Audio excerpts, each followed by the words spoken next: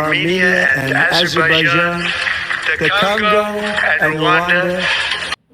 American കോൺഗ്രസിൽ വെടിപൊട്ടിച്ച് Donald Trump.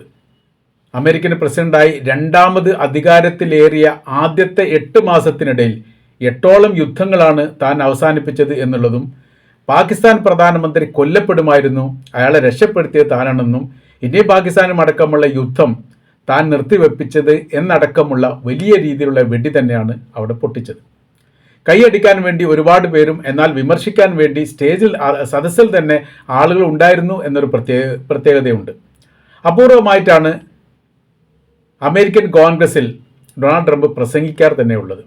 ഇപ്പോഴത്തെ നിലവിലെ രാഷ്ട്രീയ സ്ഥിതികളും സംഭവങ്ങളും കൃത്യതയോടുകൂടി വിശദീകരിച്ചുകൊണ്ട് ചില കാര്യങ്ങൾ സംസാരിക്കാനുണ്ട് എന്ന അഭിമുഖത്തോടു കൂടിയാണ് ഡൊണാൾഡ് ട്രംപ് പ്രസംഗിക്കാൻ എഴുന്നേറ്റത്. 8ഓളം രാജ്യങ്ങളെ പരാമർശിച്ചുകൊണ്ട് അദ്ദേഹം ഇങ്ങനെ പറഞ്ഞു. അതിൽ വെനിസുലയുടെ ഭാഗം മാത്രം ചെറിയ രീതിയിൽ പരാമർശിച്ച് പോവുക മാത്രമാണ് ചെയ്തത്. കംബോഡിയയും തായ്ലൻഡുമായിട്ടുള്ള യുദ്ധം അതിനാണ് തുടങ്ങുന്നത്. കംബോഡിയ തായ്ലൻഡ് യുദ്ധം താനാണ് അവസാനിപ്പിച്ചത്. പാകിസ്ഥാൻ ഇന്ത്യ യുദ്ധം താനാണ് അവസാനിപ്പിച്ചത്. 35 മില്യൺ ആളുകൾ കൊല്ലപ്പെടുമായിരുന്ന യുദ്ധമായിരുന്നു ഇന്ത്യയും പാകിസ്ഥാനും തമ്മിലുണ്ടായിരുന്നത്. ആണവായുധം 2 രാജ്യങ്ങളുടെ കൈവശത്തിൽ ഉണ്ടായിരുന്നു എന്നുള്ളതും അത് പ്രയോഗിക്കുമായിരുന്നു എന്നുള്ളതും താനാണ് തടയപ്പെട്ടത് എന്നുകൂടി അദ്ദേഹം പറയുന്നു. ഇതോടനുബന്ധിച്ച് പാകിസ്ഥാന്റെ പ്രധാനമന്ത്രി അവിടെ കൊല്ലപ്പെടുമായിരുന്നു എന്ന് അദ്ദേഹം കൂട്ടിച്ചേർക്കുകയും ചെയ്തു. പിന്നീട് കോസോവോ സിറിയയുമായിട്ടുള്ള ഈ യുദ്ധം താൻ തടയപ്പെട്ടു.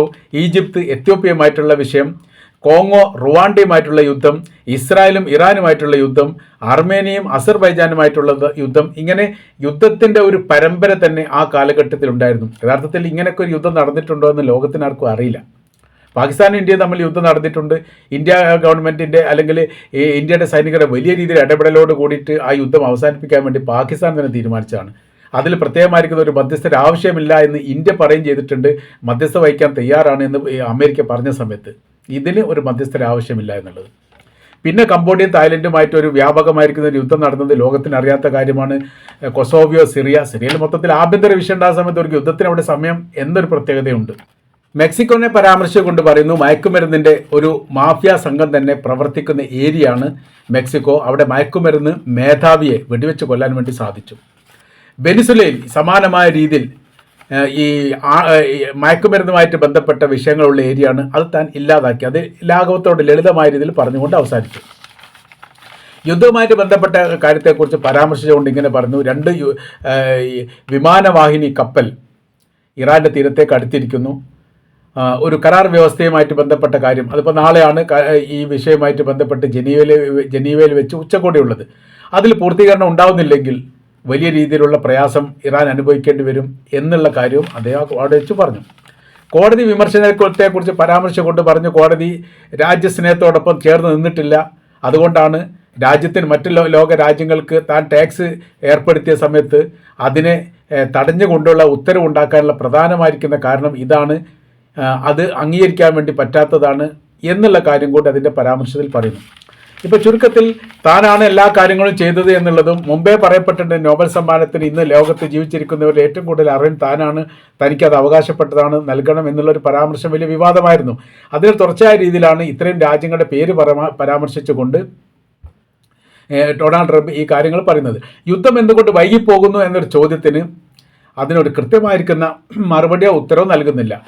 അത് ഒന്നുകൂടി അവർക്ക് അവസരം നൽകുന്നു എന്ന് പറഞ്ഞിട്ട് ഒഴിഞ്ഞു മാറുകയാണ് ചെയ്തത്. അവസരം നൽകിയ ഇറാന്, അതായത് വെടിനിർത്തലുമായിട്ട് ബന്ധപ്പെട്ട കാര്യത്തിന് ചർച്ച നടത്താൻ വേണ്ടി പോവുകയാണ് നാളെ ജനീവയിൽ. ആ ജനീവ ചർച്ചയുമായിട്ട് ബന്ധപ്പെട്ട കാര്യത്തിന് രൂപം ഉണ്ടാവുകയാണെങ്കിൽ യുദ്ധം അവസാനിപ്പിക്കുക എന്നുള്ള രീതിയിൽ, അതിൽ യുദ്ധം തുടങ്ങാതിരിക്കുക എന്ന രീതിയിലൊക്കെ അദ്ദേഹം പറയുന്നു. പക്ഷേ അവിടെ ഒരു പ്രധാനമായിരിക്കുന്ന ഒരു വിഷയം വരുന്നത് ആണവായുധവുമായിട്ട് ബന്ധപ്പെട്ട കാര്യത്തിന് ഇറാൻ ചില നിർദ്ദേശം മുന്നോട്ട് വെച്ചിട്ടുണ്ട്. അവിടെയാണ് പ്രതിസന്ധി ഉണ്ടാകുന്നത്.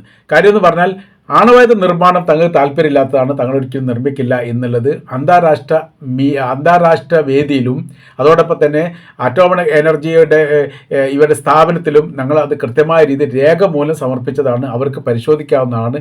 ഏത് ഇൻ്റർനാഷണൽ ഏജൻസി ആണെങ്കിലും തങ്ങൾക്ക് അതിൻ്റെ സൗകര്യം ഇത് കൊടുക്കും. പക്ഷേ അങ്ങനെ ചെയ്യണമെങ്കിൽ ഒരു നിർദ്ദേശം മുന്നോട്ട് വെച്ചത് ഉപരോധവുമായിട്ട് ബന്ധപ്പെട്ട കാര്യം പൂർണ്ണമായിട്ട് ഒഴിവാക്കണം. അഥവാ അമേരിക്ക ഉപരോധം ഒഴിവാക്കി കഴിഞ്ഞാൽ ആണവായുധം നിർമ്മിക്കുന്നതിൽ നിന്ന് തങ്ങൾ പിന്മാറും എന്നുള്ളത്. ഇതിനിപ്പോഴും കൃത്യമായ രീതിയിൽ ഒരു മറുപടി പറഞ്ഞിട്ടില്ല അമേരിക്ക എന്നുള്ളൊരു പ്രത്യേകതയുണ്ട്. കാര്യം എന്ന് പറഞ്ഞാൽ ആ ഉപരോധം കൊണ്ട് മാത്രമേ ഇറാൻ എന്ന് പറയുന്ന രാജ്യത്തെ തോൽപ്പിക്കാൻ വേണ്ടി ഏതെങ്കിലും തരത്തിൽ സാധിക്കുമെങ്കിൽ അങ്ങനെ മാത്രമേ സാധിക്കൂ. യുദ്ധം കൊണ്ട് അവരെ തോൽപ്പിക്കില്ലെന്ന് ഏറെക്കുറെ ബോധ്യമായിരിക്കുന്നു. കാര്യം എന്ന് പറഞ്ഞാൽ ഒരു ദിവസം മില്യൺ കണക്കിന് ഈ ഡോളറാണ് അമേരിക്ക ഇപ്പോൾ നഷ്ടമായിക്കൊണ്ടിരിക്കുന്നത്. കാരണം യുദ്ധവും അതിൻ്റെ സാമഗ്രികളും അതിൻ്റെ സംവിധാനങ്ങളും അതെല്ലാം ക്രോഡീകരിച്ചുകൊണ്ട് മറ്റുള്ള ലോക രാജ്യങ്ങൾ എന്തുകൊണ്ട് ഈ യുദ്ധത്തിൽ തങ്ങളോട് സഹകരിക്കുന്നില്ല എന്ന് പറയുന്ന സമയത്ത് അവർക്ക് കൃത്യമായ രീതിയിൽ ഇറാനെ മനസ്സിലാകാത്തത് കൊണ്ടാണ്. അറബ് രാജ്യങ്ങൾക്ക് അവർ കൃത്യമായ രീതിയിൽ ഇറാൻ അറിയാമായിരുന്നു, എന്നിട്ടും തങ്ങളുമായി സഹകരിക്കാത്തതിൽ തങ്ങൾക്ക് പ്രയാസമുണ്ട് എന്നും ഡൊണാൾഡ് ട്രംപ് പറയുന്നു. അതിലിപ്പോൾ ആയുധവുമായിട്ട് ബന്ധപ്പെട്ട കാര്യങ്ങൾ അത് അറേബ്യൻ മേഖലയിൽ നിന്ന് ആക്രമിക്കുകയാണെങ്കിൽ വളരെ എളുപ്പത്തിൽ സാധിക്കും. അതിനുള്ള വലിയ ശ്രമങ്ങൾ തങ്ങൾ നടത്തുന്നുണ്ട്. ഈ യുദ്ധം ചെയ്യുമെന്നല്ല പറഞ്ഞ് യുദ്ധസമാന സാഹചര്യങ്ങൾ ഉണ്ടാവുകയാണെങ്കിൽ ഇറാനെ പ്രതിരോധിക്കാൻ വേണ്ടിയിട്ടുള്ള സംവിധാന കാര്യങ്ങൾ ഒരുക്കുകൂട്ടുകയാണ് ചെയ്യുന്നത്. അതിന് അറേബ്യൻ മേഖലയാണ് ഏറ്റവും ഉചിതമായത്. അതിന് സൗദി അറേബ്യയോടാണ് അമേരിക്കൻ പ്രസിഡന്റ് ഡൊണാൾഡ് ട്രംപ് ആദ്യമായി സഹായം ചോദിച്ചത്. ഒരു തരത്തിലുള്ള സഹായം നൽകുകയില്ലെന്ന് കൃത്യമായ രീതിയിൽ തീർത്ത് പറയുകയും ചെയ്തു. അപ്പോൾ പിന്നീട് അത് കുവൈത്തുമായിട്ട് ബന്ധപ്പെട്ട കാര്യത്തിലേക്ക്, അതായത് കുവൈത്തിൻ്റെ സ്ഥിരമായിരിക്കുന്ന അമേരിക്കയുടെ ബേസിലേക്ക് അവരുടെ ആയുധവുമായിട്ട് ബന്ധപ്പെട്ട സംവിധാന കാര്യങ്ങൾ മാറ്റിയിരിക്കുന്ന റിപ്പോർട്ട് കഴിഞ്ഞ ദിവസം തന്നെ പുറത്തു വന്നതാണ്. അപ്പോൾ അവിടെ കേന്ദ്രീകരിച്ചുകൊണ്ട് ആക്രമിക്കുക എന്നുള്ള രീതിയെക്കുറിച്ചും ആലോചിക്കുന്നു. എന്നാൽ അതിൽ കുവൈത്ത് സർക്കാർ ഇടപെടുകയും ചെയ്തിട്ടുണ്ട്. തങ്ങളുടെ ഭൂപ്രദേശത്ത് നിന്ന് ആക്രമിക്കരുത് എന്നുള്ളതും ഇറാൻ തങ്ങളുമായി യാതൊരു ശത്രുതയില്ല എന്നുള്ള കാര്യം തുറന്നു പറഞ്ഞിട്ടുണ്ട്. പക്ഷേ അത് പബ്ലിക്കായിട്ടുള്ള ഒരു റിപ്പോർട്ടായിട്ട് ഇപ്പോഴും പുറത്ത് വന്നിട്ടില്ല. ഇറാന് ഈ കുവൈത്തിൻ്റെ ബന്ധപ്പെട്ടവർ അമേരിക്കയുടെ ഡൊണാൾഡ് ട്രംപുമായിട്ട് ബന്ധപ്പെട്ട് സംസാരിച്ചിട്ടുണ്ട് എന്നാണ് ഇപ്പോൾ അറിയാൻ വേണ്ടി സാധിക്കുന്നത്. അപ്പോൾ ആ മേഖല അത്ര സുരക്ഷിതമല്ലാത്ത രീതിയിലേക്ക് കാര്യങ്ങൾ പോകുന്നു. കാര്യം ഇറാനെ സംബന്ധിച്ചിടത്തോളം അമേരിക്കക്ക് സൈനിക ബേസുള്ള 4 രാജ്യങ്ങൾ, ഈ ഖത്തറിൽ നിന്ന് തുടങ്ങുന്നു. ഖത്തർ, UAE, ബഹ്റൈന്, കുവൈത്ത്, ഈ 4 അമേരിക്കക്ക് സ്ഥിരമായ രീതിയിൽ ഈ സൈനിക ബേസുള്ള മേഖലയും തങ്ങളുടെ ലക്ഷ്യമാണ് എന്ന് വളരെ കൃത്യതയോടുകൂടി ഇറാൻ മുമ്പ് തന്നെ പറഞ്ഞതാണ്. ബഹ്റൈനെ കേന്ദ്രീകരിച്ചുകൊണ്ട് പറയുന്ന സമയത്ത് വലിയൊരു വിഭാഗം ഷിയ വിഭാഗമുള്ള രാജ്യമാണ് ബഹ്റൈൻ എന്ന് പറയുന്നത്. ആ വിഭാഗം ഇറാനുമായിട്ട് ബന്ധമുള്ളവരുമാണ്. അപ്പോൾ ഈ ബന്ധം ഈ യുദ്ധത്തിൽ ഇസ്രായേലിനെതിരെ പ്രതിരോധമായിട്ട് വരുമെന്ന കാര്യത്തിൽ യാതൊരു സംശയമില്ല. അത് ആ കാര്യത്തിൽ ഒരു വലിയ ഭയം ഇസ്രായേലിനുണ്ട്, അതോടൊപ്പം തന്നെ അമേരിക്കക്കും ഉണ്ട്. ഈ ബഹ്റൈനിൽ വെച്ചിട്ട് ഇസ്രായേലിനെ കഴിഞ്ഞ പ്രാവശ്യം ആക്രമിക്കുകയും ചെയ്തിട്ടുണ്ട്. മിസൈൽ വിട്ടുകൊണ്ട് ആക്രമണത്തിൻ്റെ തുടക്കം തങ്ങൾ കുറിച്ചിരിക്കുന്നു എന്ന് ഷിയ മിലിഷ്യ വിഭാഗം അനൗൺസ് ചെയ്തുകൊണ്ട് ബഹ്റൈനിൽ നിന്ന് ഇസ്രായേലിലേക്ക് മിസൈൽ വിടുത്തൊരു സംഭവം ഉണ്ടായിട്ടുണ്ട്. അത് രൂക്ഷമായിരിക്കുന്ന 2024 ആദ്യഘട്ട മാസത്തിലാണ് ആ സംഭവം നടക്കുന്നത്. രൂക്ഷമായിരിക്കുന്ന ഹമാസ് പോരാട്ടം നടക്കുന്നതിനോടനുബന്ധിച്ചാണ് ഈ ആക്രമണം ഉണ്ടായത്. അപ്പോൾ അമേരിക്കയെ സംബന്ധിച്ചിടത്തോളം അവർ പറഞ്ഞിരിക്കുന്ന കാര്യം ഭീകര തീവ്ര ചിന്താഗതിക്കാരായിരിക്കുന്ന അല്ലെ ആ വിഭാഗത്തെ ഇല്ലാതാക്കുക എന്നുള്ള തങ്ങളുടെ അജണ്ട, മുൻപേ ഉള്ള അജണ്ട തങ്ങളത് പ്രാവർത്തികമാക്കുക തന്നെ ചെയ്യും. അപ്പോൾ അതിൻ്റെ ഭാഗമായിട്ടാണ് തങ്ങളും അതിന് ഇരയായിട്ടുണ്ട് അതും പറയുന്നുണ്ട്. തങ്ങൾ ഇരയായത് എന്ന് പറഞ്ഞാൽ ഈ യുദ്ധവുമായി 2023 ഒക്ടോബർ 7 ആക്രമണത്തോടനുബന്ധിച്ച് ജോർദാനിലുള്ള അമേരിക്കയുടെ ബേസ് കേന്ദ്രീകരിച്ചുകൊണ്ട് ഒരു ആക്രമണം നടന്നു. ഹിസ്ബുള്ള ഗ്രൂപ്പാണ് നടത്തിയത് എന്നാണ് പറയപ്പെടുന്നത്. അതിൽ 3 സൈനികർ കൊല്ലപ്പെടുകയും 11 പേർക്ക് പരിക്കേൽക്കുകയും ചെയ്തു. എന്നാൽ 3 അല്ല അതിൽ കൂടുതൽ കൊല്ലപ്പെട്ടിട്ടുണ്ട് എന്ന് പ്രാദേശിക റിപ്പോർട്ടൊക്കെ പുറത്തു വന്നിട്ടുണ്ട്. പക്ഷേ അമേരിക്ക സ്വീകരിച്ചത് 3 ഈ സൈനികർ കൊല്ലപ്പെട്ടു എന്നുള്ളതാണ്. അപ്പോൾ ഈ മേഖല കേന്ദ്രീകരിച്ചുകൊണ്ട് കൃത്യമായ രീതിയിൽ ആക്രമിക്കാൻ സാധിക്കുന്ന സംവിധാനങ്ങൾ ഈ മിലിഷ്യ വിഭാഗത്തിൻ്റെ കൈവശത്തിൽ ഉണ്ട് എന്നുള്ളത് അമേരിക്കക്ക് പേടിപ്പെടുത്തുന്ന കാര്യമാണ്. മാത്രവുമല്ല ഇറാൻ്റെ കൈവശത്തിലുള്ള ആയുധപരമായിരിക്കുന്ന ശക്തി എത്രത്തോളം ഉണ്ട് എന്ന് ഇപ്പോഴും കൃത്യമായ രീതിയിൽ മനസ്സിലാക്കാൻ വേണ്ടി സാധിച്ചിട്ടില്ല. ഖത്തറിലുള്ള ഉദൈദ എയർബേസ് അമേരിക്കയുടേത് ആക്രമിച്ചതോടുകൂടി ഈ കാര്യത്തിൽ അമേരിക്ക ഒരു തീരുമാനത്തിലെത്തിയിട്ടുണ്ട്. അവർ തങ്ങളെ ആക്രമിക്കുമെന്ന കാര്യത്തിൽ സംശയമില്ല. അങ്ങനെ പേടിയുള്ള വിഭാഗമൊന്നും അല്ല എന്നുള്ളത്. ഇസ്രായേലിനെ സംബന്ധിച്ചിടത്തോളം അവർ രാജ്യത്തൊട്ടുക്കും വലിയ രീതിയിലുള്ള സുരക്ഷാ ക്രമീകരണ കാര്യങ്ങളൊക്കെ ഇപ്പം തന്നെ ഒരുക്കിയിട്ടുണ്ട്. കാര്യം എന്ന് പറഞ്ഞാൽ ഏത് നിമിഷവും ഇറാൻ ഇസ്രായേലിന് നേരെ ആക്രമിക്കുമെന്നുള്ള രഹസ്യ സന്ദേശം കൂടി അവർ കിട്ടിയിട്ടുണ്ട് എന്ന് ചുരുക്കം. അപ്പോൾ സർവ്വ മേഖലയിലും യഥാർത്ഥത്തിൽ പ്രയാസമാണ്.